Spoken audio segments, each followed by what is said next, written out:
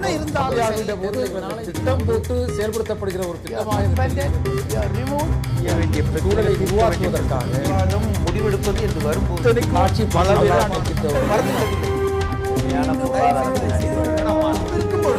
எதிர்த்து பேசிட்டு வணக்கம். நேர்பட பேசு நிகழ்ச்சிக்கு உங்களை அன்போடு வரவேற்கிறோம். சமூக கல்வி ரீதியாக பின்தங்கிய மக்களுக்கு, தாழ்த்தப்பட்ட மக்களுக்கான இடஒதுக்கீடு என்பது பன்னெடுங்காலமாக இருந்து வருகிறது. இந்த இடஒதுக்கீட்டுக்கு ஆதரவாகவும் எதிராகவும் பல்வேறு வாதங்கள் முன்வைக்கப்படுகின்றன. இடஒதுக்கீட்டை பற்றி நாம் விவாதிப்பது முதல் முறையல்ல.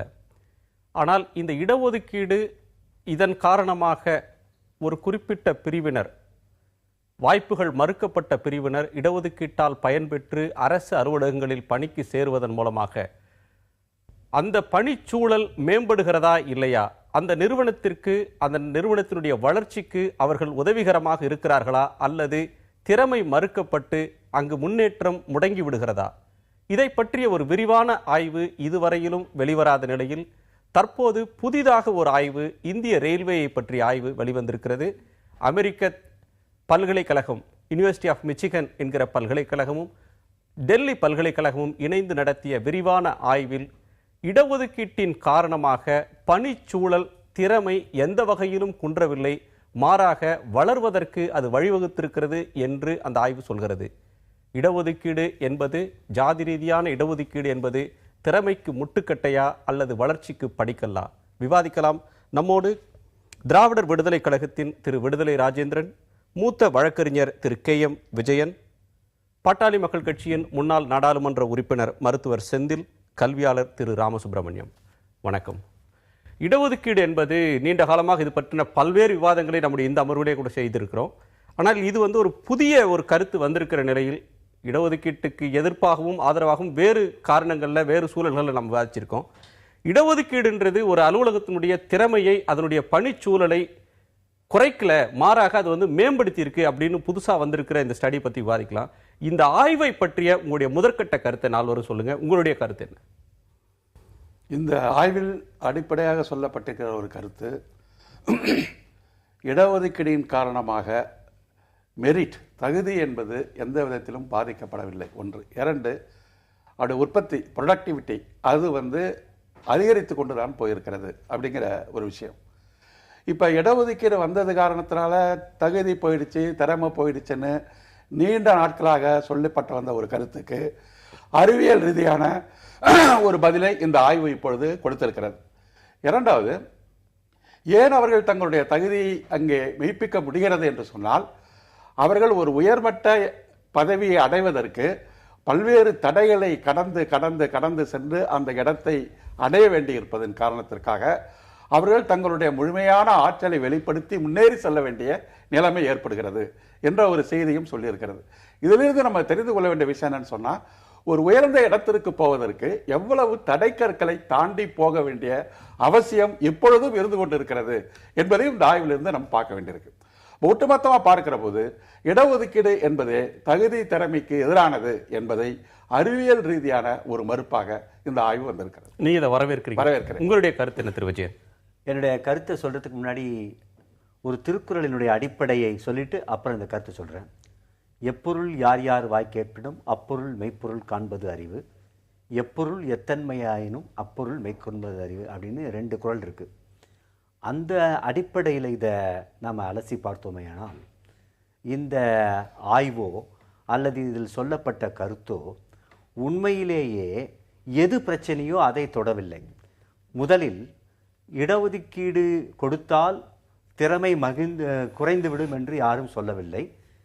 335வது பிரிவில் அரசியலமைப்பு சட்டத்தில் அம்பேத்கர் அவர்கள் என்ன சொல்லியிருக்கிறார் என்றால், the claims of SC/ST for the post in the state or central services will be considered in keeping the maintenance of efficiency in administration. Keeping the maintenance of efficiency in administration உட்பட்டு அவங்களுடைய claims இருக்குன்னு சொன்னாங்க. அதனால் இந்த efficiency இன் அட்மினிஸ்ட்ரேஷனுங்கிற வார்த்தை இதர ஓபிசிக்கோ இல்லை எம்பிசிக்கோ பொருந்துகிற விஷயம் இல்லை.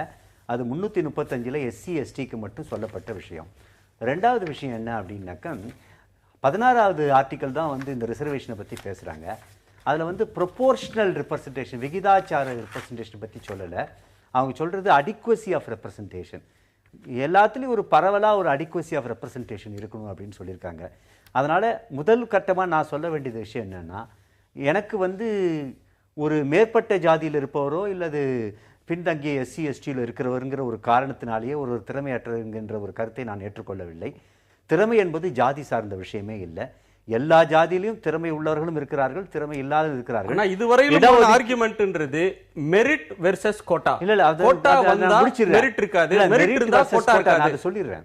மெரிட் வர்சஸ் கோட்டாங்கிறதல்ல. என்ன முக்கியம்னா, எல்லாத்துலயும் பொது தேர்வுல எல்லாரும் போட்டியிட்டு பெறணும் அப்படிங்கிறது. போட்டியிட்டு பெறுதல் அல்லது இடஒதுக்கீடு பெறுதல்ங்கிறது தான் முக்கியம். இடஒதுக்கீடை பத்தி ஒரு தனி விஷயம், அது யாரும் இல்லைன்னு சொல்ல, அது நம்ம வேற ஒரு இந்த டிஸ்கஷன் வரும்போது நான் என்ன சொல்ல விரும்புறேன்னாக்க, இடஒதுக்கீடு என்பது தனி, ஆனா மெரிட் என்பது இன்னொரு தனி விஷயம். இந்த ஆய்வை பொறுத்த வரைக்கும் அது வந்து ப்ரொடக்டிவிட்டியில் மேம்படுத்துதுன்னு சொல்ல. இன்றைக்கே பார்த்தேன், நான் வந்து முகநூலில் பார்த்தா உங்களுடைய கேள்வி என்ன கேட்டிருக்கீங்க, it did not have a negative impact அப்படின்னு தான் வார்த்தை அந்த அசஸ்மெண்ட்ல. ஆனா நீங்க என்ன போட்டீங்க, இதை மேம்படுத்துகிறதான்னு ஒரு கேள்வியை மாத்தி திரிபா போட்டிருக்கீங்க. இல்ல திரும்பி அந்த ரிசர்ச்ல இருக்கிற வார்த்தைகளை நான் சொல்றேன். Individuals from marginalized groups may well be especially highly motivated to perform well when they attain decision making and marginal managerial position. Or such individuals may simply believe that they have to work doubly hard to prove that they are just as good as their peers. அதுக்கு ஒரு விளக்க சொல்லிடுறேன். இதே இதுல இன்னொன்று என்ன சொல்லியிருக்காங்க, we cannot assess the people individually, that is why we assessed totally for a period from 1980 to 2002. ஹிந்துல நீங்க எடுத்து பாத்தீங்கன்னா அந்த வார்த்தை அப்படியே போட்டிருக்கு. இல்ல அதோட ஒரிஜினல் டெக்ஸ்ட் தான் நான் சொல்றேன். கலெக்டிவ்லி நான் என்ன சொல்ல வரேன்னா, அதனுடைய தத்துவார்த்த ரீதியா என்ன சொல்லியிருக்காங்க, ஒருத்தர் மேல் பதவிக்கு போகும்போது ஆம்பிஷியஸ், இப்ப எல்லாருமே ப்ரொமோஷன், இவரை விட்டுருக்க நீங்க பிற்ற இடஒதுக்கீடுல வந்தவங்க இல்ல, எல்லாருமே ப்ரொமோஷன் போகணும் ஒரு போஸ்ட்லேருந்து இன்னொரு போஸ்ட்டுக்குன்னா ஆம்பிஷியஸா இருக்கணும்னா ரொம்ப எஃபெக்டிவா தான் இருப்பாங்க. அது எஃபிஷியன்சிங்கிறது ப்ரொமோஷனுக்கு தேவையான ஒண்ணு. அதுக்கும் இந்த ஆய்வுக்கு சம்பந்தம் இல்லை. என்னுடைய பர்சனல், உங்களுடைய கருத்து என்ன? இந்த ஆய்வு முழுமையானதல்ல. இடஒதுக்கீடு என்பது ஏறக்குறைய 65 ஆண்டுகளாக இந்தியாவில் இருக்கிறது. இந்த சூழ்நிலையில் இடஒதுக்கீடு என்ன நோக்கத்துக்காக வழங்கப்பட்டதோ அந்த நோக்கங்கள் நிறைவேறி இருக்கிறதா, இடஒதுக்கீட்டினால் நாட்டுக்கு நன்மை விளைந்திருக்கிறதா என்பதையெல்லாம் அறிவியல் பூர்வமாக ஆராய்ந்து பார்க்க வேண்டும். இதுவரை இடஒதுக்கீடு என்பது உணர்ச்சி பூர்வமான விஷயமாக, நீங்கள் சொல்வது போல் சாதி அடிப்படையிலான விஷயமாகவோ அல்லது வாக்கு வங்கிக்காக அரசியல் கட்சிகள் செய்கிற விஷயமாகவோ வெவ்வேறு விதமாக பார்க்கப்பட்டிருக்கிறது.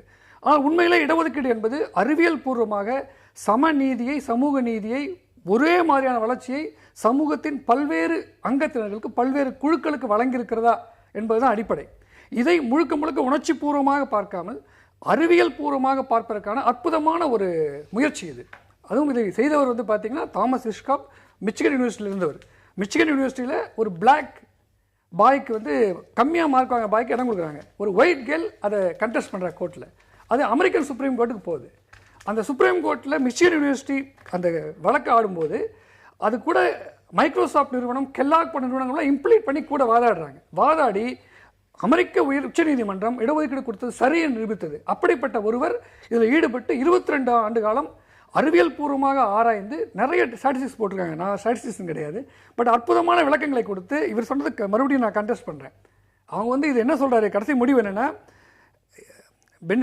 it might have adversary effects in productivity or productive growth என்பதற்கு on the contrary, some of the results of our analysis suggest that the proportion of SC/ST employees in high level position is positively associated with increased productivity and productivity growth னு சொல்றாரு. So நல்ல ஒரு ஆராய்ச்சி. இப்படிப்பட்ட அறிவியல் பூர்வமான ஆராய்ச்சிகள் நிறைய வர வேண்டும். அறிவியல் பூர்வமாக சமூக நீதிக்கு இடஒதுக்கீடு அவசியம் என்பது நிறுவப்பட வேண்டும். உங்களோட கருத்து என்ன திரு ராமசுப்ரமணியன்?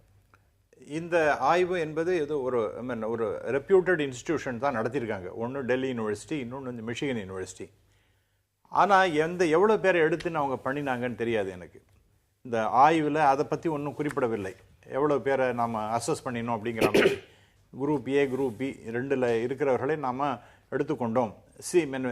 சிடியை விட்டுட்டோம், இவங்க 2 பேரையும் மட்டும்தான் எடுத்துக்கொண்டோம், ஹையர் லெவலில் இருக்கிறாங்க அப்படின்ட்டு.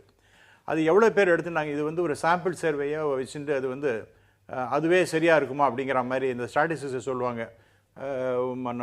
முதல்ல ஒரு 2 அடி, அங்கே ஒரு 2 அடி, நடுப்புற ஒரு 15 அடி, ஆவரேஜ் பண்ணினா ஒரு 6 அடி, நான் 5 அடி இருக்கும், நான் வந்து தாண்டிடுவேன் அப்படிங்கிற மாதிரி கடைசியில் போய் எங்கள் உள்ளே விழுந்துருவான் அப்படிங்கிற மாதிரி சொல்லுவாங்க. அந்த மாதிரி இந்த சாம்பிள் சர்வே எல்லாரையும் எவ்வளோ பேர் எடுத்துக்கொண்டாமல் ஏதோ ஒரு 1980லேருந்து 2002 வரைக்கும் நடந்திருக்கலாம். ஆனால் இது எவ்வளோ தூரம் எவ்வளோ பேரை எடுத்துக்கொண்டார்கள், எவ்வளோ பேர், 2 விஷயம் அதில். ஒன்று வந்து ப்ரொடக்டிவிட்டியை பற்றி பேசுகின்றார்கள், அதில் வந்து ஒன்று எஃபிஷியன்ட், இன்னொன்று எஃபெக்டிவ்னஸ். ஒரு விதத்தில் பார்க்கும்பொழுது மற்றவங்கள போல இவர்களும் இருக்கிறார்கள், பியர்ஸை போல இருக்கின்றார்கள். சில இடத்துல சில ஆஸ்பெக்டில் இவர்கள் பெட்டராக இருக்கின்றார்கள் அப்படின்னு சொல்கிறாங்க. இட்ஸ் ஆல் ஓகே, நம்ம அதை வந்து கொஸ்டின் பண்ண முடியாது. பட் இது எவ்வளோ பேர் வச்சுன்னு பண்ணினாங்கிறது ரொம்ப முக்கியம். ஆய்வுங்கிறது, சர்வேங்கிறது ஒரு ஹேண்ட்ஃபுல் ஆஃப் பீப்புளை வச்சு நீங்கள் வந்து டிசைட் பண்ணினீங்கன்னா இது வந்து மிஸ்லீடிங்காக இருக்கும்னு நான் நினைக்கிறேன். அந்த மாதிரி எவ்வளவுன்னு அந்த டீட்டெயில்ஸ் வராத வரைக்கும் இது வந்து ஏதோ ஒரு பல ஆய்வுகள் நடந்து இருக்கின்றன, அதில் இது ஒரு ஆய்வு, பல ஆய்வுகள் நம்ம புறக்கணிக்கப்பட்டிருக்கின்றன, அதெல்லாம் உதாசீனப்படுத்தப்பட்டிருக்கின்றன. ஏன்னா அது வந்து ஒரு சப்ஸ்டான்ஷியேட் பண்ண முடியாத அளவிற்கு இருக்கின்றது அப்படிங்கிற மாதிரி பல ஆய்வுகள் வந்திருக்கின்றன. அப்படியெல்லாம் எடுத்து நம்ம ப்ரூவும் பண்ணியிருக்காங்க. அந்த நிலைமை பார்க்கும்பொழுது எனக்கு இது முழுமையானதாக எனக்கு படவில்லை. ஆகவே சொல்லிடுறேன், அதுக்கப்புறம் கண்டிப்பாங்க. ப்ரொடக்டிவிட்டின்னு சொல்கிறாங்க. Railway is not a producing industry or a manufacturing industry. Railway is service industry. ஒரு சர்வீஸ் இண்டஸ்ட்ரியில் ப்ரொடக்டிவிட்டி சொல்ல முடியாது. விஜய் சேதுபதி இப்போ நல்ல ப்ரொடியூசரா இல்லை ரஜினிகாந்த் நல்லரான்னு நம்ம பார்க்கணும்னா, விஜய் சேதுபதி என்னை பொறுத்த வரைக்கும் பெஸ்ட். ஆனால் ரஜினிகாந்தோடைய படம் நிறைய விற்கிதுங்கனால அது ப்ரொடக்டிவிட்டின்னு சொல்றது அர்த்தம் கிடையாது. அதனால சர்வீஸ் இண்டஸ்ட்ரி ஒரு ரிலேட்டிவ் டேர்ம் நீங்க சொல்றீங்க. இல்ல சாரி, நம்ம விஜயனோட சற்று மாறுபடுகின்றேன். சர்வீஸ் செக்டார்ல ப்ரொடக்டிவிட்டிங்கிறது இன்னும் அது மெஷர் பண்ணி இது மேனுஃபேக்சரிங் செக்டார்ல தான் ப்ரொடக்டிவிட்டி இருக்கு, சர்வீஸ் செக்டார்ல இல்லைங்கிறது நான் ஏற்றுக்கொள்ள முடியாது. ஏன்னா எல்லா விதத்திலையும் நான் பல்வேறு துறைகளில் வேலை செஞ்சவன். It is a public service oriented organization. அதுல வந்து ப்ரொடக்டிவ் இருக்கா இல்லையாங்கிறது செய்வது சரிதான் நினைக்கிறேன். இப்ப வந்து இவங்க வந்து என்ன பாக்குறாங்கன்னு சொன்னா, இப்ப இந்த ஆய்வினுடைய கருத்தை வந்து இவங்க சந்தேகப்படுறாங்க இல்லையா? இந்த சந்தேகப்படுவதன் வழியாக இவங்க இந்த தொலைக்காட்சி வழியாக இவங்க சொல்ல வேண்டிய கருத்து, ஷெட்யூல்டு காஸ்ட் ஷெட்யூல்டு ட்ரைப் மக்களுக்கு உண்மையிலேயே அவங்களுக்கு தகுதி உள்ளவர்கள் என்று சொல்லப்படுகிற இந்த கருத்தை நான் சந்தேகப்படுகிறேன். இத்தனை ஆண்டு காலத்திற்கு பிறகும் இவர்கள் தகுதி உள்ளவர்கள் அப்படின்னு கேட்கிற கேள்வி வந்து நான் ஒரு சந்தேகமாக தான் பார்க்கிறேன். ஏன்னா இந்த ஆய்வை நான் ஒத்துக்க முடியாது. இன்னும் அவர்கள் தகுதி இல்லாத ஒரு நிலையில் தான் அந்த சமூகம் இருந்து கொண்டு இருக்கிறது. எனவே தகுதி இல்லாத நிலையில ஒரு சமூகம் இருக்கிறது என்று சொல்லி இந்த ஆய்வு வந்திருந்துன்னு சொன்னா, இந்த ஆய்வு வந்து சரியான ஆய்வு, விஞ்ஞான ரீதியாக ஆய்வுன்னு அவங்க ஒத்துப்பாங்க. ஆனால் தலித் மக்களுக்கும் ஷெட்யூல்டு காஸ்ட் மக்களுக்கும் திறமையானவர்கள் ப்ரொடக்டிவிட்டியை காட்டுறாங்கிறதுனால இது அது ஒரு சட்ட பிரச்சனை வைத்துக் கொண்டு ஒரு சமூக பிரச்சனை பேச முடியாது. அரசியல் சட்டத்தில் எந்த பிரிவில் என்ன பிரிவு சொல்லியிருக்கு அப்படிங்கிறது பல்லாயிரம் ஆண்டு காலமாக ஒடுக்கப்பட்ட மக்களுக்கு வழங்கப்பட்ட ஒரு சமூக அநீதிக்கு, ஹிஸ்டாரிக்கல் டிஸ்அட்வான்டேஜுக்கு ஒரு பரிகாரம் தேட வேண்டிய ஒரு சமூக நீதி பிரச்சனையை சட்டத்தின் சந்துபந்துக்கு நுழைந்து கொண்டு டெக்னிக்கலா பேசுறது. நீங்க அப்படி சொல்றீங்க. நான் என்ன சொல்றேன், கடந்த காலத்துல நடந்து விட்ட தவறுகளுக்கு கடந்த பல தலைமுறைகளுக்கு முன்னால் பாகுபாடு காட்டிட்டாங்கன்னு சொல்றதுக்கு இன்றைக்கு தாத்தா செய்த தவறுக்கு பேரனை தண்டிப்பதா?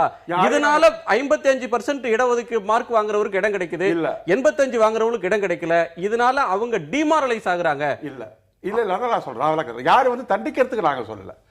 இழைக்கப்பட்ட அநீதிக்கு பரிகாரம் கேட்கிறாங்கிறப்ப நீங்க வந்து என்ன தண்டிக்கிறீங்க அப்படின்னு சொன்னீங்கன்னா, அப்ப தண்டிக்கணும் என்று சொல்லுகிறவங்க யாரும் நான் அநீதியை இழைத்துக் கொண்டுதான் இருப்பேன், என்னுடைய அநீதியை நீங்க கேள்வி கேட்டால் நான் தண்டிக்கப்படுகிறேன் என்று சொல்வதை போலதான் ஒரு பொருளாகிறது. நாங்கள் இழைக்கப்பட்ட அநீதிக்கு வந்து நியாயம் கேட்பதற்காக வந்ததுதான். இப்ப இந்த ஒரு அறிக்கையினுடைய உள்நோக்கம் கற்பிப்பதும் இந்த அறிக்கையை சந்தேகப்படுவதும் என்பதும் இத்தனை ஆண்டு காலமாக தாழ்த்தப்பட்ட மக்கள், பழங்குடி மக்களாக இருக்கிறவர்கள் இன்னும் தகுதி இல்லாத மக்களாகத்தான் இருக்கிறார்கள் என்பது ஒரு ஆய்வு முடிவு வரும்போது அதை வந்து எந்த விதமான கேள்விக்கும் உட்படுத்த கூடாது, அப்படியே அப்படி நான் சொல்ல. இந்த ஆய்வு வந்து ஒரு அறிவியல் ரீதியான ஆய்வு வந்திருக்கு. இந்த அறிவியல் ரீதியான ஆய்வை வந்து நீங்க வந்து கேள்விக்கு உட்படுத்தணும் அப்படின்னு நீங்க சொல்றப்ப இந்த அறிவியல் ரீதியாக என்ன காரணம் சொல்லப்பட்டிருக்குங்கிறத அறிவியல் ரீதியாக நீங்க சொல்லணும். நீங்க இப்ப திட்டீங்களா எத்தனை பேர்ட்ட போய் கேட்டாங்கன்னு எங்களுக்கு தெரியல, எவ்வளவு பேர்ட்ட போய் பேசுறாங்கன்னு எங்களுக்கு தெரியல, இது வந்து இதனுடைய நோக்கம் என்ன இருக்கு அப்படிங்கிறது தெரியும். இதெல்லாம் ஒரு ஹிப்போதெட்டிக்கலா தான் இருக்கு. இந்த ஆய்வுடைய அவர் வந்து திசை திருப்பி கண்டெக்ட் பண்றீங்க, நண்பர் வந்து திசை திருப்பி பேசுகிறார். ஆய்வுக்கான காரணத்தை நீங்க சொல்லணும், அதை சொல்லணும் நீங்க. இல்ல இல்ல அது அவர் பேசுறது நான் வந்து தவறுன்னு நான் சொல்ல, அவருடைய சைட்ல இருந்து அவர் பேசுறது சரி. ஆனா நான் என்ன சொல்றேன், எவ்வளவு பேர் எடுத்துக்கொண்டார்கள் சாம்பிள் சர்வேன்னு சொன்னா எவ்வளவு பேர் எடுத்துக்கொண்டார்கள்? என்ன இது 14 லட்சம் பேர் வேலை செய்யக்கூடிய ஒரு ஆர்கனைசேஷன், அதுல ஒரு 22% ஒரு நிமிஷம் 14 லட்சம் பேர் வேலை செய்யக்கூடியது. அதுல 22% எஸ்சி அண்ட் எஸ்டி இவங்களை சேர்த்து உள்ளடக்கியது. அதுல எவ்வளவு பேர் எடுத்தாங்க? ஒரு 10 பேர் எடுத்து 15 பேர் எடுத்து 20 பேர் எடுத்தாங்களா, அல்ல 5000 பேர் எடுத்தாங்களா, ஒரு 1 லட்சம் பேர் எடுத்தாங்க தெரியாது. இது ஆகவே ஆட்டிட்யூட் என்னன்னு தான் காட்டுது. நண்பருக்கு ஆய்வு வந்து ஒரு சந்தேகத்திற்கு உள்ளாக்க வேண்டும் என்ற தோரணை தான் காட்டுது. இதுக்கு ஒரே ஒரு பதில் சொல்றேன். நண்பர் விடுதலை அவர்கள் ஒரு திரிபுவாதத்தை வச்சார். இப்போ என்ன திரிபுவாதம் அப்படின்னாக்க, நான் ஆரம்பத்திலேயே சொன்னேன், நான் வந்து இந்த ஜாதிக்காரங்களுக்கு திறமை இருக்கு, அந்த ஜாதிக்காரங்களுக்கு திறமை இல்லைங்கிறது எப்போதுமே ஒத்துக்கிட்டது கிடையாது. என்ன நான் சொன்னதில்லை, அம்பேத்கர் என்ன சொல்லியிருக்காரு, எஃபிஷியன்சி அண்ட் அட்மினிஸ்ட்ரேஷன் இருந்தா யாருக்கு வேணாலும் கொடுங்கன்னு சொல்லிட்டாரு. எஃபிஷியன்சி அட்மினிஸ்ட்ரேஷன் வந்து அந்த பிற்படுத்த வகுப்புல எஸ்சி எஸ்டிக்கு இருக்குன்னா இருக்கக்கூடாதுன்னா நான் சொல்றேன். இவருக்கு என்ன நினைக்கிறாங்க, இவங்களுக்கு விரும்பப்படுற மாதிரி இப்ப அரசாங்கத்துல வந்து எப்போதுமே ஒரு கமிஷன் போடுவான். அந்த கமிஷன் என்ன பண்ணுவான், அவங்களுக்கு வேணுங்கிறத செய்வான். இவங்களுக்கு விருப்பப்படுற மாதிரி இருந்தா முதுக சொரிஞ்சுக்கிட்டா அது சந்தோஷம், இல்லன்னா கிடையாது. நான் என்ன சொன்னேன், எப்பொருள் காண்பது அறிவுதான் என்னுடைய. அம்பேத்கரை நீங்க துணைக்கு வச்சதுனால அம்பேத்கரை பேச வேண்டியது இருக்கு. அம்பேத்கர் சொல்றார், the reservations demanded by the scheduled classes are really control over the power of the governing classes. இடஒதுக்கீட்டை தாழ்த்தப்பட்ட மக்கள் கோருவது என்பது தனி நபர்களுக்கான வேலை வாய்ப்பு அல்ல, மாறாக அதிகாரத்தில் தங்களுக்கான பங்கு வேணும் அப்படின்னு கேட்கிற எலெக்ஷனுக்காக சொன்ன வாசம். ஏன்னா ரிசர்வேஷன் வந்து ஒரிஜினலா அம்பேத்கர் சொன்ன வாசகம் இல்ல, நான் சொல்லிடுறேன் சார். இது வந்து அவருடைய இதுல இந்த கான்ஸ்டிடியூஷன் அசெம்பிளி டிபேட்ல முடிஞ்ச பிறகு எலெக்ஷனுக்கு ஒண்டிதான். கான்ஸ்டிடியூஷன் 1950 வந்தபோது ரிசர்வேஷன் எலெக்ஷனுக்கு மட்டும்தான் இருந்தது. எஜுகேஷனுக்கும் எம்ப்ளாய்மெண்ட்டுக்கும் பின்னாடி தான் வந்தது. எம்ப்ளாய்மெண்ட்ல they did not use the word proportionate representation or even the reservation, adequacy of representation. எல்லாருக்கும் ஒரு பரவலா இருக்கணும், ஒரே ஜாதியிலே எல்லாரும் இருக்க கூடாதுங்கிறது. அதெல்லாம் யாரும் கான்ஸ்டிடியூஷன் வர்றதுக்கு முன்னாடியே சில ஸ்டேட்ஸ்ல இடஒதுக்கீடு இருக்கு. கான்ஸ்டிடியூஷன் அமலுக்கு வரதுக்கு முன்னாடி, கான்ஸ்டிடியூஷன் வந்ததுக்கு முன்னாடி தமிழ்நாட்டுல இருந்துச்சு. அதுதான் வந்து சம்பகம் துரைராஜன் வழக்குல வந்து செட்ட சைடு ஆச்சு. இப்போ அதனால தான் ஃபர்ஸ்ட் அமெண்ட்மெண்ட் கான்ஸ்டிடியூஷன் வந்ததுக்கு அப்புறம் எஜுகேஷன்ல 15(4)ன்னு ஒன்று வந்தது. 16(4)ங்கிறதுல ரிசர்வேஷன்ங்கிற வார்த்தையே கிடையாது. இந்த அவங்க ரிசர்வேஷனா என்ன சொல்றாங்கன்னா அடிக்வசி ஆஃப் ரெப்ரசன்டேஷன், அதுதான் அது முக்கியம். அதனால இப்ப சொல்ல வந்தது என்னன்னா, ரிசர்வேஷனுக்கு யாரும் அகேன்ஸ்ட் கிடையாது. உண்மையான பிரச்சனை என்ன அப்படின்னாக்க, ஒருத்தங்களுக்கு வந்து வாய்ப்புகள் இல்லைன்னா அவங்களுக்கு ரிசர்வேஷன் இருந்தா பரவாயில்ல. இன்னைக்கு இருக்கிற தமிழ்நாட்டினுடைய புள்ளி விவரத்துல 100 பேர் எஜுகேஷனுக்கு அப்ளை பண்ணா அல்லது வேலைக்கு போட்டா அதுல 94% பிற்படுத்த பட்டியல் லிஸ்ட்ல இருக்கிறவங்க தான் இருக்காங்க. நீங்க எல்லாரையும் பிற்படுத்தப்பட்டோர்னு அறிவிச்சிட்டா அதுல வந்து ரிசர்வேஷன்ல அர்த்தம் இல்லை. பிற்படுத்தப்பட்டோர்லயே மிகவும் பிற்படுத்தப்பட்டோர் இருக்கலாம், இன்னும் வாய்ப்பு இல்லாதவங்க இருக்கலாம். முக்கியமா சொல்ல வேண்டியதுன்னா, யார் பிற்படுத்தப்பட்டோருங்கிறது வந்து அரசியலுக்கு ஓட்டுக்காக ஓட்டு நீதியா இருக்கே ஒழிய அது உண்மையான சமூக நீதியா இல்ல. இன்றைக்கு இருக்கிற உங்களோட பிரச்சனை வந்து இடஒதுக்கீட்டுக்கு நீங்க எதிர்ப்பல்ல, உரியவர்களுக்கு கிடைக்கணும்னு சொல்றீங்க, அவ்வளவுதான். இதுல இடஒதுக்கீடு எனக்குரிய இதுதான் என்னுடைய கருத்தாக இருக்க முடியும். நான் முதல்ல சொன்னது போல இடஒதுக்கீடு என்பதை அறிவியல் பூர்வமாக ஆராய்ந்து, தந்தை பெரியார் சொன்னது போல தலைகளை எண்ணிக்கொள்ளுங்கள், சமமாக பிரித்துக் கொடுங்கள் என்பது போல கொடுக்க வேண்டும். அப்படி கொடுப்பதும் கூட ஏற்கனவே கிடைத்திருந்தால் அவர்களுக்கு வேறு விதமாகவும், கிடைக்காதவர்களுக்கு வேறு விதமாக கொடுக்க வேண்டும். சம நீதியை நாம் சென்று அடைய வேண்டும் என்பதற்காக தான் இடஒதுக்கீடு. இடஒதுக்கீடை இப்படிப்பட்ட அறிவியல் ஆய்வு செய்வதை வரவேற்கணும். நான் சொல்றது முடிவுகளை பற்றி, முடிவுகள் எந்த அடிப்படையில் என்ற விவாதத்துக்கு பதிலாக இது ஒரு நல்ல ஒரு முயற்சி. இந்த முயற்சியில் இருக்க குறைபாடுகளை விட்டுவிடுங்க, நல்ல முயற்சி. இந்த முயற்சியை பாராட்டும். இது போல மேலும் பல ஆய்வுகள் வந்து இடஒதுக்கீடு பயன்பெற்றிருக்கிறதா, மக்களுக்கு பயன்பெற்றிருக்கிறதா, அது சமூகத்துக்கு பயன்படுத்துகிறதா என்று ஆராய்வது முக்கியம் என்பதை நான் சொல்ல விரும்புகிறேன். அம்பேத்கர் சொன்ன ஒரு கோட் அவர்கிட்ட கேட்டோம், அதாவது அதிகார பகிர்வுன்னு. ஆனா இந்த இதுல வந்து தனிநபர் தன்னுடைய வேலை அதுல திறமையா செயல்பட்டாரா இல்லையா, அவரால் அலுவலகத்துக்கு வளர்ச்சி வந்திருக்கா, பாதிப்பு வந்திருக்கா அப்படின்ற ஒரு விஷயமாக தனிநபருடைய வேலை வாய்ப்பாக இதை பார்க்கிறதா, அல்லது சமூகத்துடைய சமூகத்துடைய தனிநபரா போடல. ஏன்னா எது சொல்றேன், இன்ட்ரெஸ்டிங் விஷயம், உங்க ஆர்கனைசேஷன்ல ஒரு 10 பேர் இருக்குன்னு வச்சுக்கோங்க, 10 நிகழ்ச்சி, புதிய இந்த நேர்பட பேச ஒன்று இருக்கலாம், ஒரு 100 இருக்கலாம், எல்லாருக்குமே டிஆர்பி ரேட்டிங் ஒரே மாதிரி இருக்காது. ஒட்டுமொத்தமா ஆர்கனைசேஷன் பாத்தீங்கன்னா அதுக்கு ஒரு இது இருக்கும். அப்போ ஒட்டுமொத்தமா ஒரு 10 நிகழ்ச்சி வரும்போது 4 நிகழ்ச்சிக்கு டிஆர்பி ரேட்டிங் நிறையாவும் மீதிக்கு இல்லாம இருந்தா ஆவரேஜா போனாக்க, அதனால மத்தவங்க நெகட்டிவ்னு அர்த்தம் இல்ல. நான் சொல்ல வந்தது என்ன அப்படின்னாக்க, இந்த ஆய்வு அந்த ஆய்வுலயே சொல்றேன், நாங்க தனிப்பட்ட முறையில பண்ணல, ஒட்டுமொத்தமா as a class A and B குரூப்ல எடுத்துக்கிட்டோம் 22 வருஷத்துக்கு. அதுல இருந்து வெளிப்படுறது என்னன்னா there is no negative impact. நான் இப்ப சொல்ல வந்தது என்னன்னா நான் யாருமே வந்து அவங்களுக்கு மேல நெகட்டிவ் இம்பாக்ட்னே சொல்ல வரல. நல்லா வேலை செய்ய மாட்டாங்க, அவங்க தான் வேலை செய்வாங்க என்னுடைய வாதமே கிடையாது. அது எப்போதும் இருக்கவும் முடியாது. நீங்க அந்த வாதத்தை சொல்லாம இருக்கலாம், ஆனா பொதுவாக சொல்லப்படுற வாதம் முக்கியம். கான்ஸ்டிடியூஷன்ல தான் நம்ம வந்து அரசு அலுவலகங்கள்னாலே மந்தம், ஊழல், நிர்வாக குறைபாடு, அலைக்கழிப்பு இதெல்லாம் சொல்றப்ப இதெல்லாம் இடஒதுக்கீட்டுல இருந்து வந்தவங்களால தான் இவ்வளவு தனியார்ட்ட இந்த மாதிரி இல்ல. மேம்போக்கா சொல்றதை வச்சுக்கிட்டு நாம பேசுறதுல அர்த்தம் இல்ல. கான்ஸ்டிடியூஷன் தான் நமக்கு இதனுடைய அடிப்படை. கான்ஸ்டிடியூஷன்லயே என்ன சொல்றான், எஃபிஷியன்சி ஆஃப் அட்மினிஸ்ட்ரேஷனுக்கு தோதாக ரிசர்வேஷன் பண்ணுங்க அப்படின்னு சொல்லிட்டான். அது வந்து அப்படி சொல்லிட்டா என்ன அர்த்தம்னா, அம்பேத்கரே அதை தான் விரும்புறாரு, எஃபிஷியன்சி ஆஃப் அட்மினிஸ்ட்ரேஷன். இப்ப உண்மையிலேயே ஒரு எஃபிஷியன்சி ஆஃப் அட்மினிஸ்ட்ரேஷன் இருந்தா, இப்ப எஃபிஷியன்சி ஆஃப் அட்மினிஸ்ட்ரேஷன் இருந்துச்சுன்னு வச்சுக்கோங்க, நான் இல்ல நான் எப்படி மறுக்க முடியும், இருந்துச்சுன்னா அதை தடுக்க வேண்டாங்கிறது என்னுடைய அபிப்பிராயம். ஆனா எஃபிஷியன்சி ஆஃப் அட்மினிஸ்ட்ரேஷன் இல்ல ரெலவென்ட், ரிசர்வேஷன் தான் ரெலவென்ட். அவன் எப்பேற்பட்ட ஆளா இருந்தாலும் வச்சுக்கோங்க, அதுக்கு அங்கதான் நமக்கு பிரச்சனை. அதனாலதான் இந்த ஆய்வு வந்து அதை முறிக்கிற ஆய்வு இல்லை. இந்த ஆய்வு என்னன்னா, இந்த கான்ஸ்டிடியூஷன் அமெண்ட்மெண்ட் பண்ணு வச்சுக்க 335 எடுக்கணும்னா அது கான்ஸ்டிடியூஷன்ல பார்லிமெண்ட்டை கூட்டி பண்ணுங்க. ஆய்வுங்கிறது எனக்கு வேணும்னா நான் எத்தனை ஆய்வு வேணா கொடுக்க முடியும். அது ஜெயா டிவில வந்து அப்படியான ஒரு ஆய்வை இதை நிராகரிச்சிட முடியாது. இல்ல வந்து எஃபிஷியன்சி ஆஃப் அட்மினிஸ்ட்ரேஷன் அப்படின்னு சொல்ற விஷயத்துக்கு எஃபிஷியன்சி ஆஃப் அட்மினிஸ்ட்ரேஷனை பாதிக்கல ரிசர்வேஷன் அப்படிங்கறத இந்த ஆய்வு சொல்லுது. அப்ப இவர் சொல்றதுக்கான ஃபிட்டிங் ரிப்ளை தானே இது. சொல்லுங்க இந்த ஆய்வு மூலமா எதுக்கு அமெண்ட் பண்ண, ஏற்கனவே already reservation is already existed, எதுக்கு அமெண்ட் பண்ண தேவையில்லை. ரிசர்வேஷன் இல்லன்னு யார் சொன்னா? இல்ல இப்ப நான் கேக்குறேன் கேள்வி, இப்ப நான் கேக்குற கேள்வி என்ன, ரிசர்வேஷன் சட்டத்தெல்லாம் விட்டுருங்க. இப்ப இந்த நாட்டுல வந்து இந்த இடஒதுக்கீடு சமூக நீதி சொன்னதுனால இந்த எஃபிஷியன்சி ஆஃப் அட்மினிஸ்ட்ரேஷன் அப்படிங்கிறது வந்து ஏதாவது பாதிச்சிருக்குதா? எஃபிஷியன்சி ஆஃப் அட்மினிஸ்ட்ரேஷன் இந்த இடஒதுக்கீடு கட்டத்தால கட்டு போயிருக்குதா? இல்ல இடஒதுக்கீடு இல்லாத காலத்துல எஃபிஷியன்சி ஆஃப் அட்மினிஸ்ட்ரேஷன் இந்த நாட்டில் இருந்திருக்குதா? ஒண்ணு. ரெண்டாவது, எதை நீங்க எஃபிஷியன்சின்னு சொல்றீங்க? எதை நீங்க எஃபிஷியன்சிக்கு என்ன யாட்ஸ்டிக் வச்சிருக்கீங்க? இந்த இடஒதுக்கீடு இல்லாத காலத்துல முழுக்க ஒரு குறிப்பிட்ட பகுதியினரே இந்த நாட்டில் பியூரோக்ராட்ஸா இருந்த காலகட்டத்தில் இந்த சமுதாயம் எந்த அளவுக்கு முன்னேறி இருக்கு? சுதந்திரம் அடைஞ்சு இத்தனை ஆண்டு காலம் இந்த நாட்டினுடைய அதிகாரத்தை கையில் வச்சிருக்கிறவங்க, எஃபிஷியன்சி ரிசர்வேஷனே இல்லாம இருந்த காலத்துல இருந்து வச்சிருக்கிறவங்க, டாப் போஸ்ட்ல வச்சிட்டு இருக்கிறவங்க இன்னைக்கு எந்த அளவுக்கு இந்த நாட்டை வந்து இவங்க எஃபிஷியன்சி வச்சு முன்னேற்றி கொண்டு போயிருக்கிறாங்க? அந்த கேள்விக்கு பதில் சொல்லணும். நான் சொல்றேங்க, இந்தியாவில் இன்னைக்கு பார்லிமெண்ட்ல 140 நம்பர் 1 செக்ரட்டரிஸ்ல ஒரு தலித் கிடையாது, ஒரு பிசி கிடையாது. இது வந்து பார்லிமெண்ட்ல நாராயணசாமி வைத்த அறிக்கை.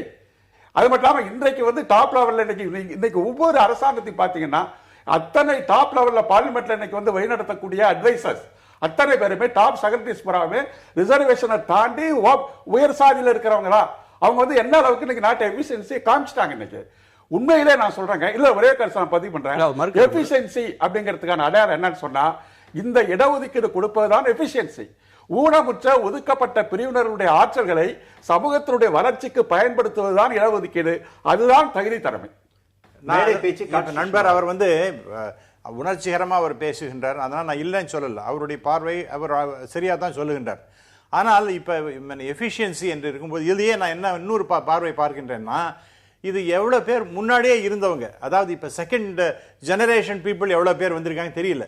அதாவது ஆல்ரெடி ஒரு ஹையர் பொசிஷன்ல வந்தவர்கள் அவருடைய குழந்தைகள் வந்தாங்கன்னா டெஃபினட்டா எஃபிஷியண்டா தான் இருக்கும். ஸோ ஃபர்ஸ்ட் ஜெனரேஷன் அந்த அளவுக்கு வந்திருக்கின்றார்களா அப்படிங்கிறது தெரியல. ஒரு குரூப் இப்ப நம்ம பேசுறது எல்லாமே ஒரு ஆஸ் அ குரூப் ஒன்று பேசுகின்றோம், அதுல செக்மெண்டா நம்ம பிரிக்கவும் இல்லை. இந்த இவர்கள் முன்னாடியே இருந்திருக்கிறார்கள், அவருடைய வழித்தோன்றர்களாக இருக்கக்கூடிய பிள்ளைகள் தான் இந்த பொசிஷன் வந்திருக்கிறார்கள், அவர்கள் எஃபிஷியன்டா இருப்பாங்க டெஃபினட்டா. ஆனால் இப்ப ஃபர்ஸ்ட் ஜெனரேஷன் இருந்தவர்கள் வந்தார்களா, அதை பத்தி இந்த முதல் தலைமுறை அவ்வளவு புத்திசாலியா வரமாட்டாங்கன்னு சொல்றீங்களா? இல்ல, அதாவது நான் இன்னும் சொல்றது என்னன்னா, இந்த முதல் தலைமை நான் அப்படி நான் சொல்லவே இல்லை. நான் என்ன சொல்கின்றேனால், அதாவது இப்ப ஒருவர் வேலை செய்கின்றார், ஒரு உயர்ந்த நிலைக்கு வந்துட்டார், அவருக்கு இருக்கக்கூடிய அந்த ஸ்டேட்டஸ்னால அவருடைய குழந்தைக்கு ஆட்டோமேட்டிக்கா அந்த எஃபிஷியன்சி வரும், ஆரம்பத்திலேருந்தே வரும். அப்படி இருக்கிறவர்களை எடுத்தாங்களா, அல்லது ஃபர்ஸ்ட் டாப் பொசிஷன்ல வந்த அவர்களே ஆய்வு செய்தார்களா, அல்லது அவருடைய குழந்தைகளை ஆய்வு செய்தார் எனக்கு தெரியல. ஏன்னா இந்த அதை பத்தி ஒரு கிளாரிட்டி இந்த ரிப்போர்ட்ல இல்ல. ஆகவே இந்த ஆஸ்பெக்ட்லயும் தொடர்ந்து விவாதிக்கலாம். அது அரசு அலுவலகங்கள்ல இருக்கக்கூடிய குறைபாடுகளை அதற்கு இடஒதுக்கீட்டால வந்தவங்க காரணம் அப்படின்னு சொல்ற ஒரு ஆர்குமெண்ட் ஒரு பக்கம் இருக்கு. அரசியலே கூட ஆசிஷ் நந்தி போன்ற பிரபலமான ஒரு சமூகவியல் அறிஞர்கள் கூட தாழ்த்தப்பட்டவர்கள், பிற்படுத்தப்பட்டவர்கள், பழங்குடியினர் அரசியல் அதிகாரத்துக்கு வந்த பிறகு ஊழல் மழிந்து விட்டது அப்படின்னு சொன்னதை இதை பத்தியும் ஒரு விஷயம் நான் அதை சொல்ல பற்றி நம்ம வேண்டியிருக்கு. பேசலாம்.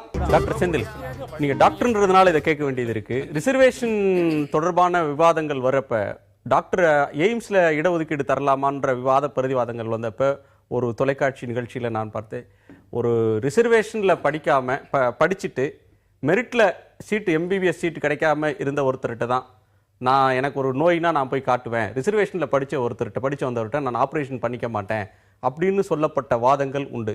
இப்போ நாம் ஆய்வை பற்றி பேசுகிறோம், ஆய்வு சரியா தப்பான்னு.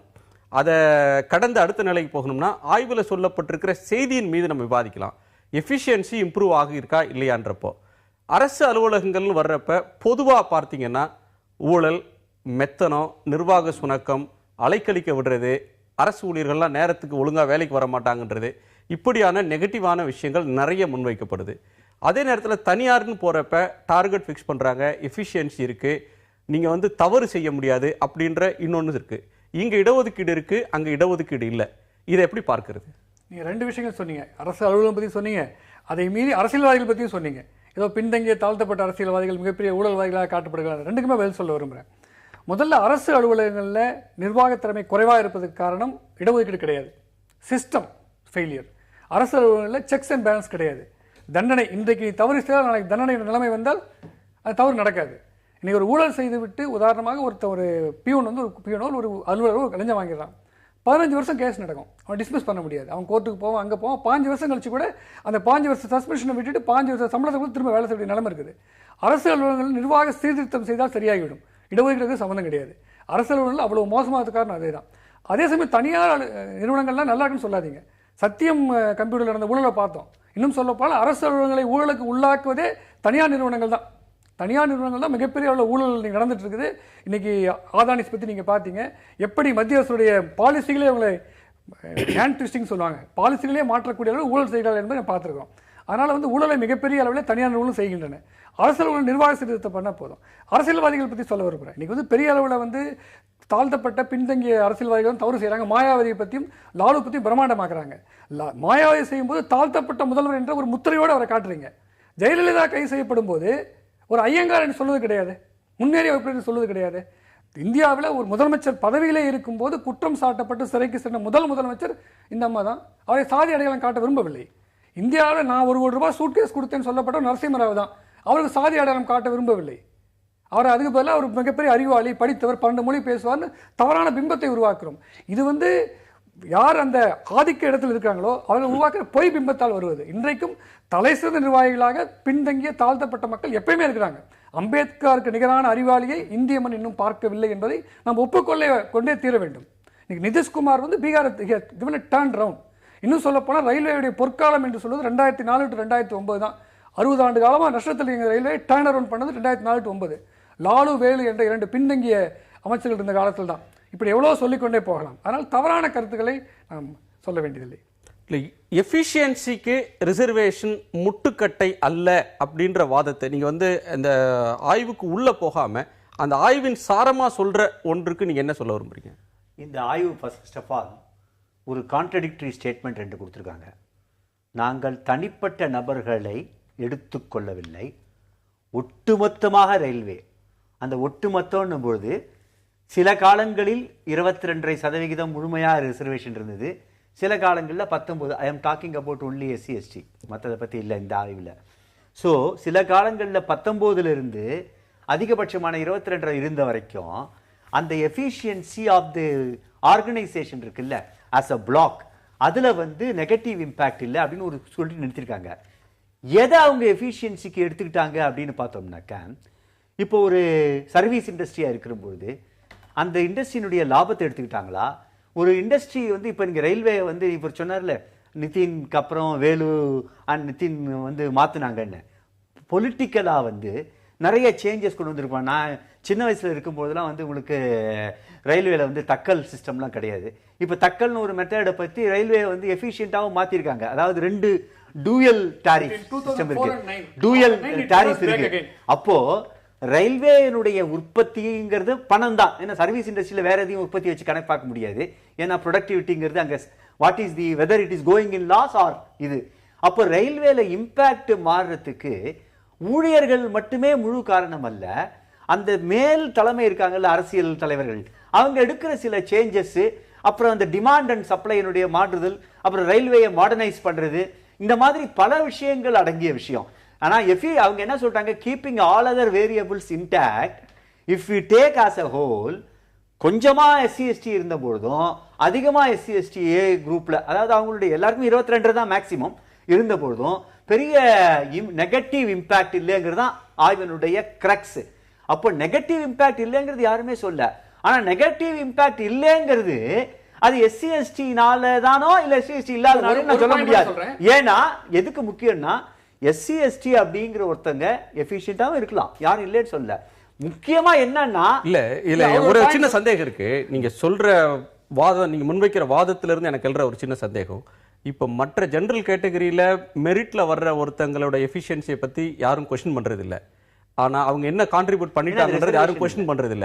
ஆனா ரிசர்வேஷன்ல இருந்து ஒருத்தங்க வந்துட்டாலே அவங்க எஃபிஷியன்ட்டா இருப்பாங்கன்னு ஒரு ஆய்வு சொன்னாலும் கூட அந்த ஆய்வை கொஸ்டின் பண்றோம், அல்லது அதுல வந்து மெத்தடாலஜியை கொஸ்டின் பண்றோம்னா இவங்க இன்ஃபீரியர் தானோ அப்படின்ற ஒரு அடிப்படையான சிந்தனை காரணம்.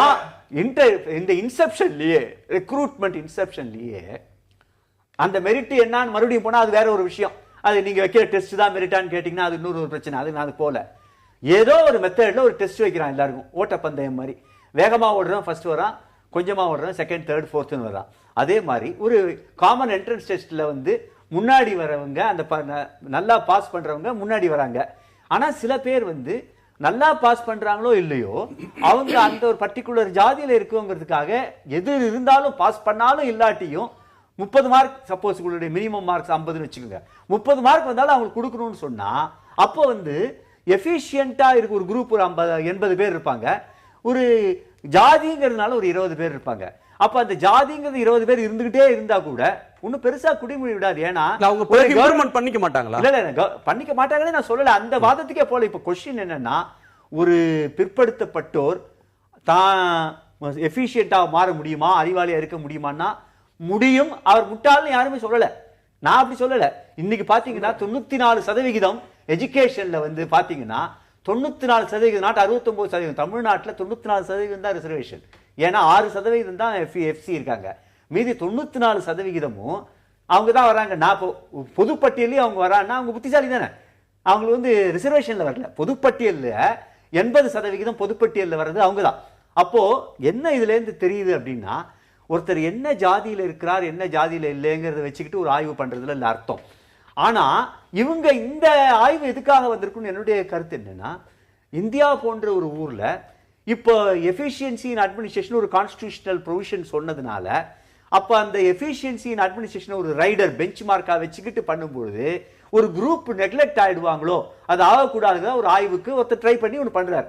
எந்த ஆய்வு யார் வேணாலும் எந்த நோக்கத்துல வேணாலும் செய்யலாம். ஆனா அந்த நோக்கத்துல வந்து வெற்றி பெறுதா இல்லையாங்கிறது முக்கியம். அதனால நமக்கு வேணுங்கிற மாதிரி ஒரு ஆய்வு இருக்கிறதுனால இது சரியான அவசியம் இல்ல. மெய்ப்பொருள் காரணம் தான் நான் சொல்றேன். I did not vouch the issue. SC/STங்கிறவங்க எஃபிஷியன்சி இல்லை நான் சொல்ல மாட்டேன், இருப்பாங்க. எல்லாத்துலயும் இன்எஃபிஷியன்ட் ஃபெலோஸ் ஐயங்கார்ல கூட இருப்பான், நான் இல்லைன்னு சொல்ல. திரு ராமசுப்ரமணியம், இந்த விவாதத்தை இன்னொரு கட்டத்துக்கு நகர்த்தணும்னா, பல நேயர்கள் இந்த விவாதம் தொடர்பாக கருத்து வரும்போது இந்தியாவோட வளர்ச்சிக்கு முட்டுக்கட்டையாக இருக்கிறது ஜாதி அடிப்படையிலான இடஒதுக்கீடு தான், என்னைக்கு கோட்டா ஒழியுதோ அன்னைக்கு தான் வந்து நாடு உருப்படும் அப்படின்ற ஒரு ஆர்குமெண்ட் வைக்கிறாங்க. ஆனா அந்த ஆர்குமெண்ட்டை மறுக்கிற மாதிரியான ஒரு ஆய்வா இது இருக்கு. இந்த ஆய்வு வந்து அதை நெகேட் பண்ணுதுன்னு சொல்லலாமா? இல்லை, நான் வந்து ரெண்டு விதமாக பார்க்குறேன். முதல்ல நான் டாக்டர் ஒரே ஒரு செகண்டில் நான் ஒரு டாக்டர் நீங்கள் கேட்ட கேள்விக்கு நான் பதில் என்னுடைய சைடில் நான் சொல்ல விரும்புகின்றேன். அதாவது நேற்று இரவு நான் வி த பீப்புள் அப்படின்னு நானி பல்கிவாலா எழுதின 1984 எழுதின புத்தகத்தை படித்து கொண்டிருந்தேன்.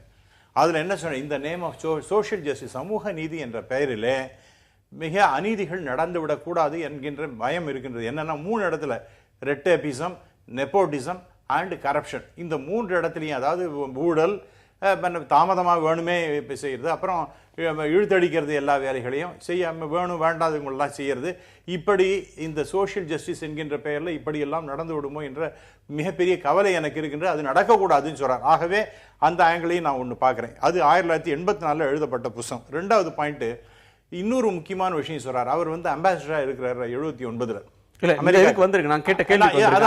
அதுதான் நான் சொல்ல விரும்புகிறேன், அதுக்கு தான் ஆன்சராக நான் சொல்ல விரும்புகிறேன்.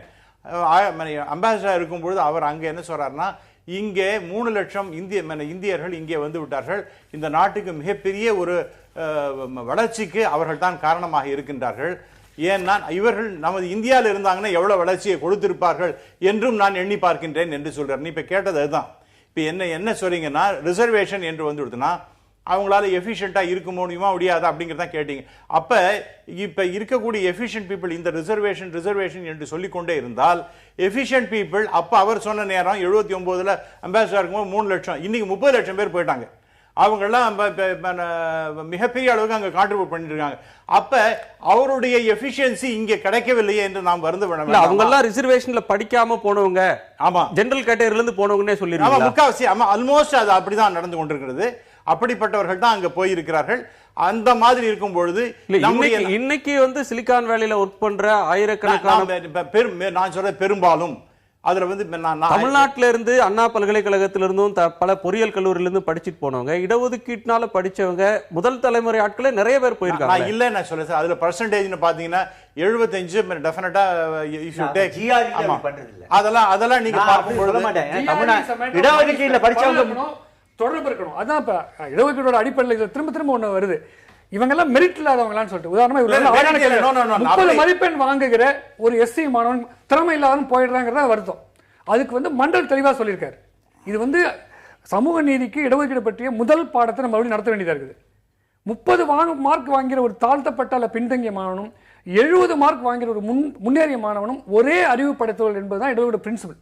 அவனுடைய வீட்டில், நான் சொல்றது ஒரு பிலசாபிக்கல், ஒரு தியரிட்டிக்கல் சிச்சுவேஷன். அவனுடைய வீட்டில் படித்த பெற்றோர் 2 பேரும் படித்தவங்க, ஈவினிங் சொல்லிக் கொடுப்பாங்க, டியூஷன் போக வசதி உண்டு, இரவில் மின் விளக்கு உண்டு, அவனுடைய கம்ப்யூட்டர் உண்டு, எல்லா வசதியும் உண்டு, அவனுடைய நண்பர்கள் எல்லாம் படித்தவர்கள், அவனுடைய உறவினர்கள் எல்லாம் படித்தவர்கள், இப்படி படி சொல்லிக் கொடுப்பாங்க.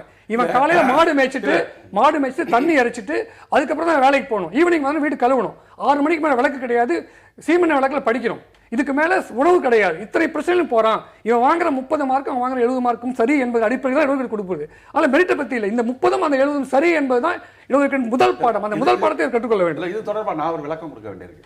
அதாவது மார்க் அப்படிங்கிறது ஒரு அளவுகோல் அப்படிங்கிறது தான் ஒரு தகுதிக்கான சரியான அளவுகோலா அப்படிங்கிறது ஒரு கேள்வி இருக்கு.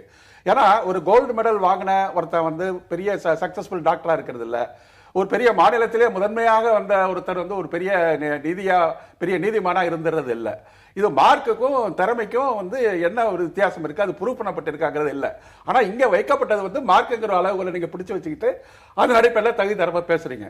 சரி, அதன் வழியாக நான் இன்னொரு வார்த்தை நான் என்ன வைக்கிறேன்னு சொன்னா, இந்த இடஒதுக்கீடு அப்படிங்கிறது அமல்படுத்தப்பட்டதற்கு பிறகு நீங்கள் சொன்ன அந்த மார்க் அடிப்படையில் மாணவர்கள் இடஒதுக்கீடு கோட்டாவின் கீழ் சேர்க்கப்பட்டதற்கு பிறகு நீங்கள் சொல்லுகிற அந்த மார்க் மதிப்பெண் இருக்கு பார்த்தீங்களா, அது இந்த இடஒதுக்கீடு நீண்ட காலமாக அமல்படுத்தப்பட்ட காரணத்தினால இன்றைக்கு கட் ஆஃப் மார்க் என்று நீங்க சொல்லுகிற கட் ஆஃப் மார்க்ல ஓசிக்கும் பிசிக்கும் இருக்கிற கட் ஆஃப் மார்க் வருஷம் குறைஞ்சிக்கிட்டே வருது.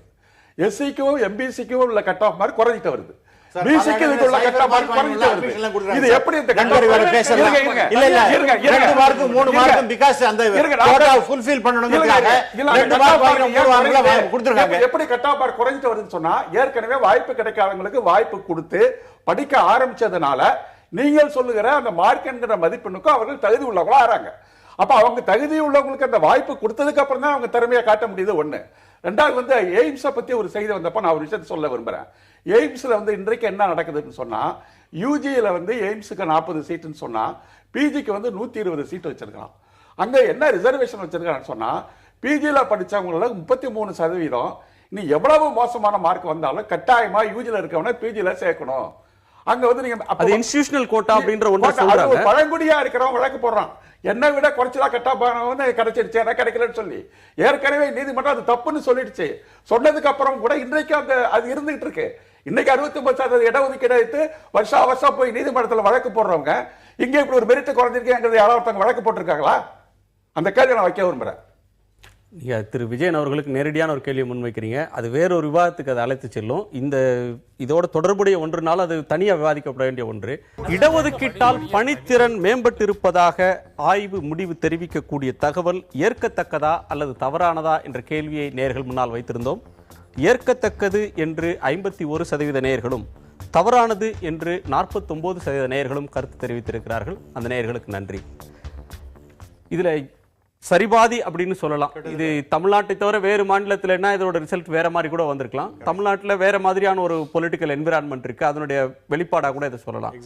ஆனா குறிப்பா இப்ப இடஒதுக்கீட்டுக்கு எதிரான குரல்கள் வர்றப்ப ஒரு சமமற்ற தன்மையை இந்த இடஒதுக்கீடு உருவாக்கிறது. இது ஜாதியை பெர்பெச்சுவேட் பண்ணிரும், ஜாதி அடிப்படையிலான இடஒதுக்கீடு அப்படின்னு சொல்ற ஒரு வாதம் முன்வைக்கப்படுது. இப்போ இந்த ஆய்வின் இறுதியா அவங்க சொல்றது கூட, தனிநபர்கள் கடுமையாக தங்களுக்கு திறமை இல்லைன்னு ஒருத்தர் சொன்ன ஒரு சூழல்ல அந்த பொசிஷனுக்கு வரும்போது தனக்கு திறமை இருக்கு அப்படின்னு காட்டுறதுக்காக 2 மடங்கு உழைக்க வேண்டியிருக்கு. இதன் மூலமாக அந்த சமூகம் உந்துதல் பெறுகிறதுன்னு சொல்றாங்க. இப்போ தனிநபர்கள் அப்போ ஒரு அரசு அலுவலகத்தில் வேலை செய்யும் போது அந்த அளவுக்கு ஒரு தன்னை பார்த்து ரோல் மாடலா மற்றவங்க முன்னேறணும், நம்ம சமூகத்தை சேர்ந்தவங்க அப்படின்ற மாதிரியான மனப்போக்கு இப்போ இருக்குன்னு சொல்ல முடியுமா?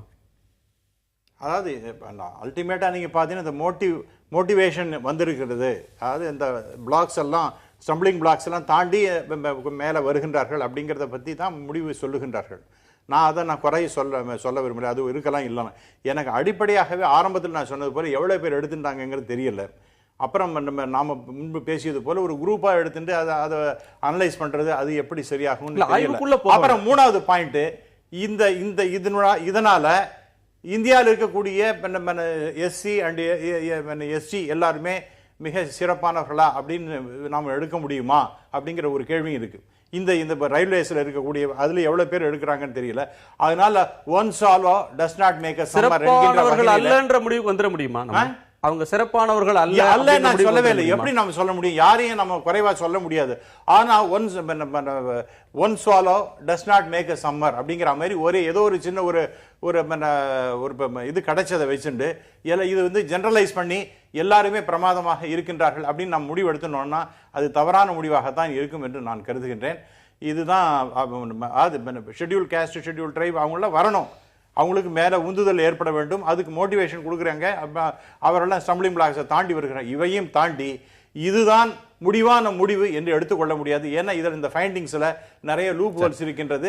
இதுவே இந்தியா முழுவதுக்கும் ஏற்கத்தக்கது அல்ல அப்படின்னு சொல்றவங்களுடைய எண்ணிக்கை, தவறானதுன்னு சொல்றவங்க 49% பேர் இருக்கிறாங்க. அப்ப அவங்களுக்கு அடிமனதில் அல்லது அவங்களுடைய நடைமுறை வாழ்க்கையில் அவங்க பார்க்கறதுல பணித்திறன் இவங்களால மேம்படலை, ரிசர்வேஷன்ல வந்தவங்களால மேம்படலை அப்படின்னு சரிபாதியா நினைக்கிற ஒரு போக்கு இருக்கு. அதுக்கு நீங்க என்ன பதில் சொல்ல விரும்புறீங்க? அதுக்கு காரணம் அந்த வாக்கிட்டவர்கள் ப்ராபபிளி இடஒதுக்கீட்டால் பெனிஃபிட் ஆகாத, இடஒதுக்கீடு வேண்டாம் என்ற கருத்துக்களாக இருக்கலாம். அவங்க தன்னுடைய அனுபவத்தின் அடிப்படையில் சொல்லாமல் தனக்கு கிடைக்கவில்லை என்ற கோபத்தான் செய்திருக்கலாம். இன்னைக்கு கணினியில் மிகப்பெரிய அளவில் முன்னேற வைப்பினுடைய ஆதிக்கம் இருக்கு, அவருடைய ரிஃப்ளெக்ஷன் ஆக ஒன்று. இன்னும் 2 விஷயங்கள் நான் கேட்ட பதிலுக்கு மறுபடியும் சொல்ல வருவேன். இடஒதுக்கீட்டால் திறன் குறைந்து விட்டதா குறையிலையா பலன் கிடையாது என்பதை பார்ப்பதற்கு இப்படிப்பட்ட அறிவியல் பூர்வமான அற்புதமான ஆராய்ச்சிகள் மேலும் மேலும் நடந்து கொண்டே இருக்க வேண்டும். அந்த வகையில் இது வரவேற்கத்தக்க ஆய்வு. இந்த ஆய்வில் உள்ள கருத்துக்கள் எல்லாம் விட்டுருங்க. ஆனால் இப்படிப்பட்ட ஆய்வுகள் வேண்டுமா என்றால் நிறைய ஆய்வுகள் வேண்டும் என்பது ஒன்று. 2வது, சமூக நீதிக்கு இடஒதுக்கீடு என்பது ஒரு நல்ல ஒரு கருவி. இந்த கருவியை இன்னும் செம்மைப்படுவதற்கு முயற்சி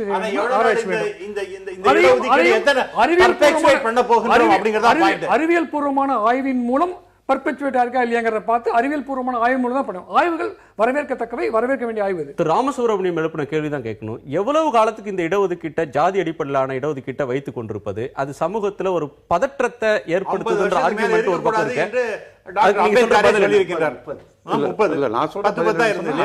எவ்வளவு ஜாதி அமைப்புங்களுடைய அடித்தளம் தகருகிறதோ, எவ்வளவு காலத்திற்கு ஜாதியின் பேரால் இருக்கின்ற டிஸ்கிரிமினேஷன், அப்ரஷன்ங்கிறது இருந்துட்டு இருக்கோ, அவ்வளவு காலம் வரையில் அந்த சமத்துவத்தை இருக்கிற வழியும் அந்த இடஒதுக்கீடு வேணும். அப்போ நீங்கள் பார்த்தீங்கன்னா இப்போ பாவர்ட்டிக்கு நீங்கள் திட்டம் போடுறீங்க. பாவர்ட்டிக்கான திட்டம் எத்தனை வருஷமா நீங்கள் வறுமை ஒழிக்கிறது போட்டுருக்கீங்க. நீ ஒரு இத்தனை 5ஆண்டு திட்டம் போட்டுட்டீங்க. இத்தனைக்கு அப்புறம் எவ்வளோ காலத்துக்கு இந்த ஏழ்மை ஒழிப்பு திட்டத்தை நம்ம வச்சுக்கிட்டே இருக்கிறது ஒரு கேள்வியை நீங்கள் கேட்பீங்களா? கேட்க முடியாது. அந்த ஏழ்மை ஒழியிற வழியும் அந்த திட்டங்கள் கொடுக்கணும் அப்படிங்கிறது தான் சரியான விஷயம். 1. 2வது, இந்த ரயில்வே பற்றி நான் சொல்லக்கூடிய விஷயம்னு சொன்னால், ரயில்வேயில் இன்றைக்கு இந்த திறமையை பற்றி பேசிட்டு இருக்கீங்க. நான் கேட்குறேன், இன்னைக்கு ஒரு ரயில் ஒரு பாதுகாப்பான ரயிலாக தண்டவாளத்தில் இன்னைக்கு ஓடுது அப்படின்னு சொன்னால், அந்த தண்டவாளத்தில் ரயிலை ஓடுறதுக்கு அந்த ரயில் பெட்டியை செஞ்சவன், அந்த ரயில் பெட்டிக்கு ஒரு ரயில் பெட்டிக்கு 2 ரயில் பெட்டிக்கு இடையில ஜாயிட்டு சரியா இருக்கான்னு வந்து பார்க்குற தொழிலாளி, கேட்டு கீப்பரில் கேட்டு மூடுறவன், கரியல்லி போடுறவன், இவெல்லாம் வந்து என்ன எந்த சமூகத்திலிருந்து வந்து அவன் எந்த ஒடுக்கப்பட்ட சமூகத்திலிருந்து வந்து இந்த ஒரு பாதுகாப்பை கொடுத்துட்டு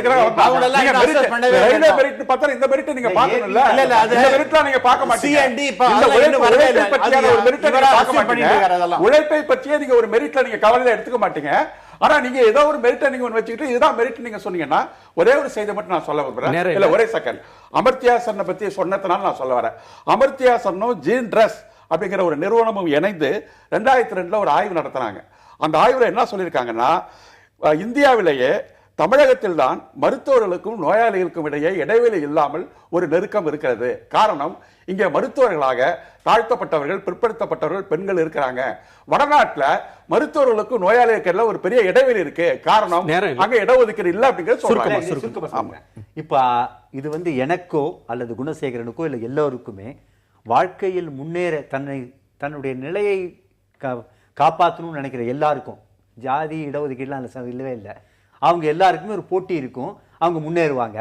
நான் வந்து ஃபர்ஸ்ட் ஜெனரேஷன் லாயர், எனக்கு எந்த பெரிய ஆளும் லாயர் கிடையாது, எங்கள் அப்பா கம்யூனிஸ்ட்டு. ஆனால் நான் வந்து பிடிவாதத்தினால முன்னுக்கு வந்தேன். எனக்கு என்ன ஜாதியாவதை வச்சு, அதெல்லாம் தப்பு. எதுக்கு சொல்ல வரேன்னா, அது எல்லா ஜாதியிலையுமே தன்னுடைய திறமையை காப்பாதற்காக ஒருவர் முயற்சி செய்வார்.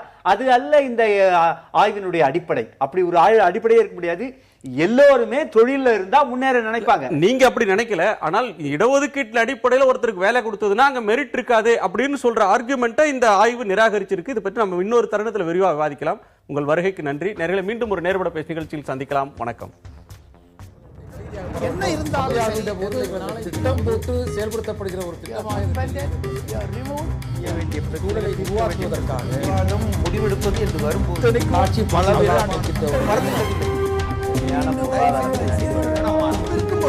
எதிர்த்து பேசிட்டு